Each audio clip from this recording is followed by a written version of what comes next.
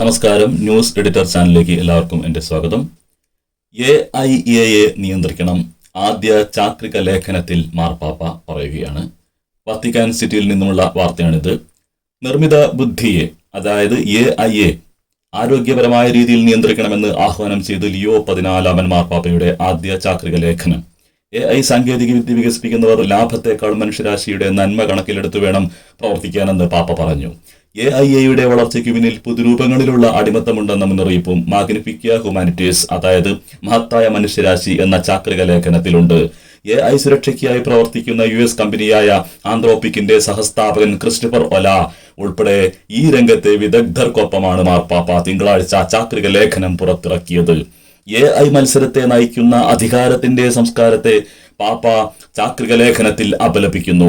പിൻവലിക്കാനോ റദ്ദാക്കാനോ കഴിയാത്തതും മാരകവുമായ തീരുമാനങ്ങൾ എടുക്കാൻ AIAയെ വിശ്വസിച്ചേൽപ്പിക്കുന്നത് അനുവദിക്കാനാകില്ലെന്ന് അദ്ദേഹം പ്രഖ്യാപിച്ചു. AI നിയന്ത്രിത ആയുധങ്ങളെയാണ് പാപ്പ ഉദ്ദേശിച്ചത്. അമേരിക്കക്കാരനായ പാപ്പയും US ട്രംപ് സർക്കാരുമായി പുതിയ സംഘർഷത്തിന് വഴി തുറക്കുന്നതാണ് ഈ പ്രഖ്യാപനവും ചാക്രിക ലേഖനവും. AI വികസനത്തിന് നിയന്ത്രണം പാടില്ലെന്ന നിലപാടാണ് ട്രംപ് സർക്കാർ സ്വീകരിച്ചിരിക്കുന്നത്. AIAയെ നിരായുധീകരിക്കണമെന്ന് ചാക്രിക ലേഖനം ആവശ്യപ്പെടുന്നു. AIAയെ നിരായുധീകരിക്കുകയെന്നാൽ ആയുധ മത്സരത്തിന്റെ മാനസികാവസ്ഥയിൽ നിന്ന് അതിനെ മോചിപ്പിക്കുക എന്നതാണ് അർത്ഥം.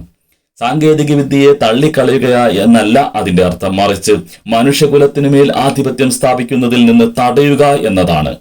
AI മനുഷ്യ സൗഹൃദമായിരിക്കണം, എല്ലാവർക്കും പ്രാപ്യവും ചർച്ചയ്ക്കും സംവാദത്തിനും ഇടം നൽകുന്നതും ആയിരിക്കണം, പാപ്പ ആഹ്വാനം ചെയ്യുന്നു.